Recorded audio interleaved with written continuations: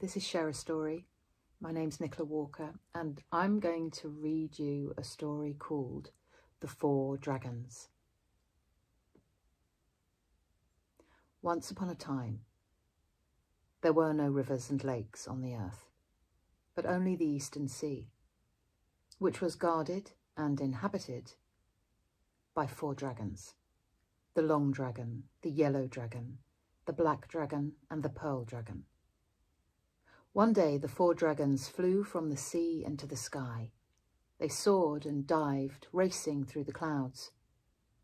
"Come over here quickly," the pearl dragon cried out suddenly. "What?" asked the other 3, looking down in the direction where the pearl dragon pointed. On the earth they saw many people putting out fruits and cakes and burning incense sticks. They were praying.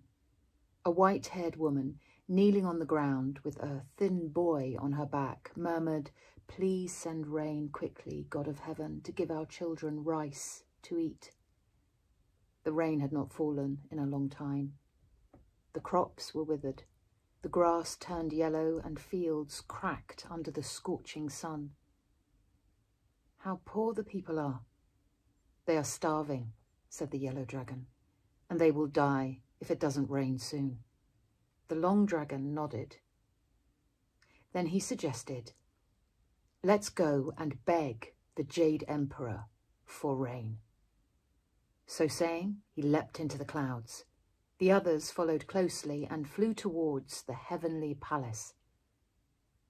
Being in charge of all the affairs in heaven, on earth, and in the sea, the Jade Emperor was very powerful. He was not pleased to see the dragons rushing in. "Why do you come here instead of staying in the sea?" The long dragon stepped forward and said, "The crops on the earth are withering and dying, Your Majesty. I beg you to send rain down quickly." "All right, you go back first. I'll send some rain down tomorrow." The Jade Emperor pretended to agree while listening to the songs of the fairies. The 4 dragons responded, "Thanks, Your Majesty." The 4 dragons went happily back to the sea. But 10 days passed, and the rain didn't come. The people were increasingly desperate, and they suffered more. Some were eating bark, some grass roots, some forced to eat white clay when they ran out of bark and grass roots. Seeing all this, the 4 dragons were sad, for they knew the Jade Emperor only cared about pleasure and never took the people to heart. They knew they had to help, but how to do it? Seeing the vast sea, the long dragon said that he had an idea. "What is it? Out with it, quickly!" the other 3 demanded. "Look, is there not plenty of water in the sea where we live? We should scoop it up and spray it towards the sky. The water will be like raindrops and come down to save the people and their crops," said the long dragon. "Good idea," said the other dragons, agreeing to help. "But," said the long dragon after thinking a bit, "we will be blamed if the Jade Emperor learns of this." "I will do anything to save the people," the yellow dragon said resolutely. "Then let's begin. We will never regret it," said the long dragon. The black dragon and the pearl dragon were not to be outdone.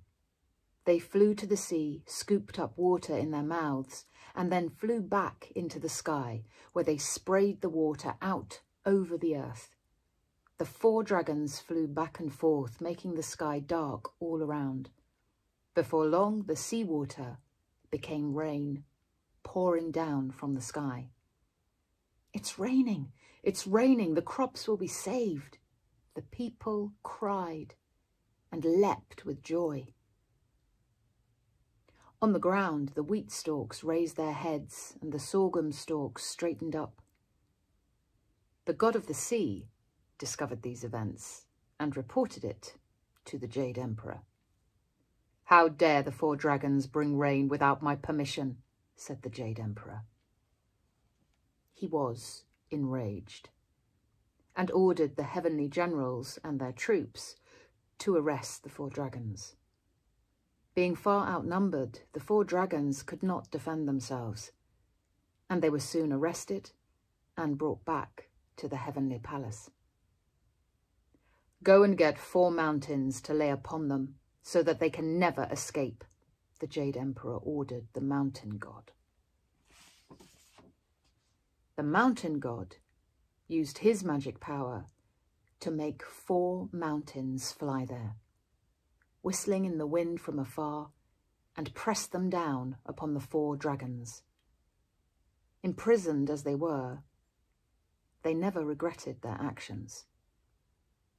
But as they were determined to do good for the people forever, they turned themselves into 4 rivers, which flowed past high mountains and deep valleys, crossing the land from the west to the east, and finally emptying into the sea.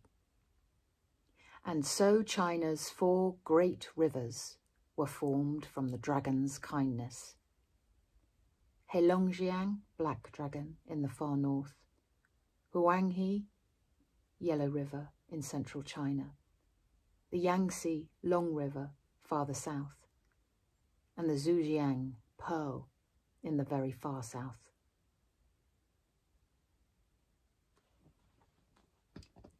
I hope you have enjoyed Share a Story from Roundabout Dramatherapy. If you would like to make a donation to support the work of Roundabout, they would be very grateful for your support. A small gift will make a big difference to the children and adults they support.